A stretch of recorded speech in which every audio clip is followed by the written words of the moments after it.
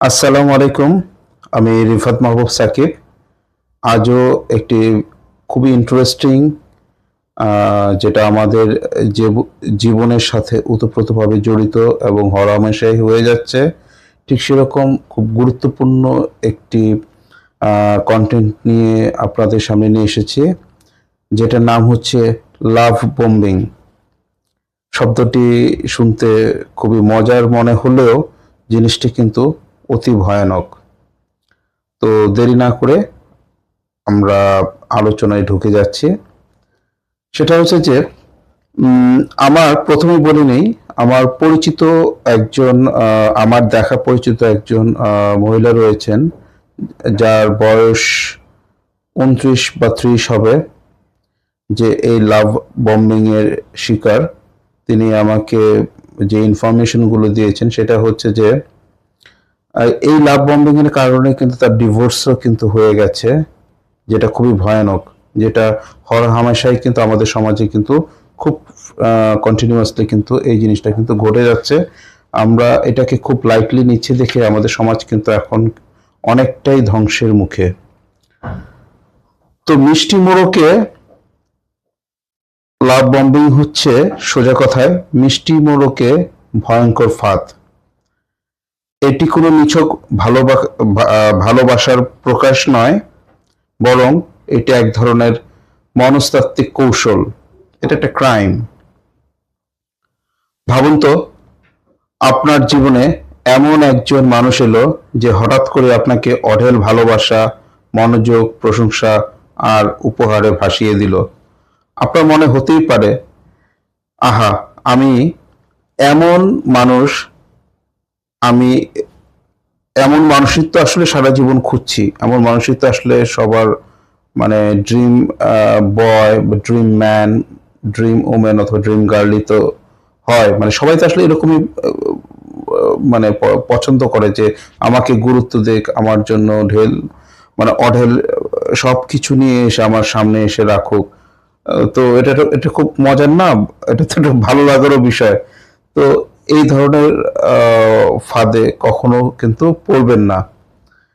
কিন্তু তারা কিন্তু প্রথমে কিন্তু এই পন্থাটাই প্রথম আপনার সাথে অবলম্বন করবে। আপনাকে প্রচুর পরিমাণে গিফট, আপনার প্রতি মনোযোগ, এই সমস্ত কিছু দিয়ে আপনাকে প্রথমে তারা আপনার মনটাকে ডাইভার্ট করার চেষ্টা করবে।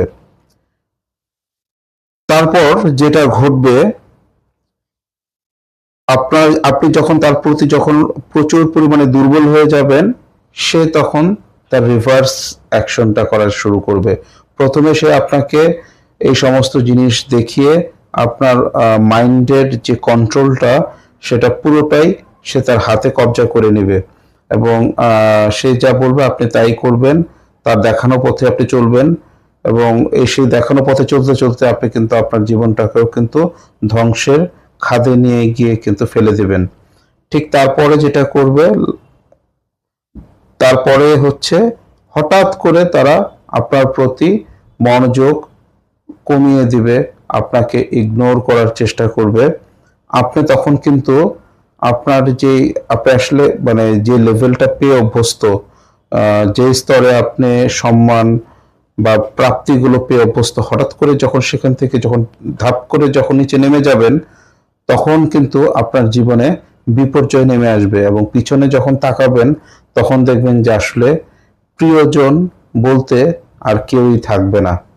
কারণ ততক্ষণ এই লাভ বম্বিং এর শিকারে এই রিলেশন আপনি যতক্ষণ পর্যন্ত থাকবেন, ততক্ষণে আপনার প্রিয়জনরা কিন্তু আপনার কাছ থেকে কিন্তু অনেক দূরে চলে যাবে। এইসব ক্ষেত্রে সাধারণত যেটা হয়, সেকেন্ড স্টেজে আপনি হতবিহ্বল হয়ে ভাববেন, আমি কি এমন কিছু ভুল করলাম? এই পর্যায়ে আপনার আত্মবিশ্বাস ভেঙে যায়, আপনি নিজেকে দোষী মনে করেন।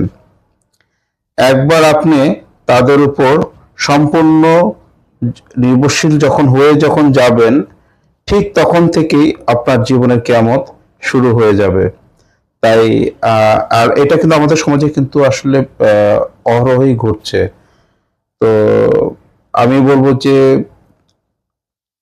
এই পথ থেকে আমরা যদি এখনই যদি বা এই প্রলোভন থেকে আমরা এখনই যদি দূরে সরে আসতে না পারি, আমাদের সমাজ কোথায় গিয়ে ঠেকবে সেটা বলা কিন্তু খুবই মুশকিল। তাই আমি সবাইকে বলবো, সবাই সতর্ক হন। আম, সবাই আমরা মানে এই জিনিসটা নিয়ে সবাই ভাবি, আমরা সৎ হই, আমরা ধর্মের পথে থাকি। ইনশাল্লাহ আমরা এর থেকে আমাদের সমাজ মুক্তি ডেফিনেটলি পাবে। তো আজকের প্রোগ্রামটা আপনাদের কেমন লাগলো আমাদের জানাবেন। আজকে আমি এখানেই বিদায় নিচ্ছি। আসসালামু আলাইকুম।